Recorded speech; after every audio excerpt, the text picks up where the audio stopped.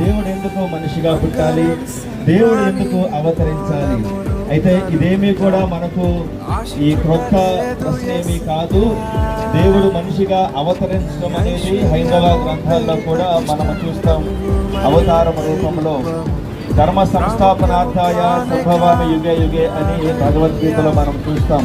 అనగా భూమి మీద ధర్మాన్ని సాధించడానికి దేవుడు పుడతాడు అని బైబిల్ ఇదే మాట చదివిస్తుంది. ఆ వాక్యము శరీరధారి అయి కృపాసక్తి సంపూర్ణుడిగా మన మధ్య నివసించినవని. కాబట్టి వాక్యమైన దేవుడు శరీర ధారిగా ఈ లోకానికి వచ్చాడు. ఎందుకు వచ్చాడు అంటే మనము తెలుసుకోవలసిన కారణం ఏమిటంటే దేవుని యొక్క ప్రేమను మనకు తెలియచేయడానికి. దేవుడు ఎక్కడో ఆకాశంలో పరలోకంలో ఉంటూ మనల్ని చూస్తూ ఆయన ఉన్న దేవుడు కాదు. దేవుడు తన ప్రేమను మనకు వ్యక్తం చేయడానికి ఆయన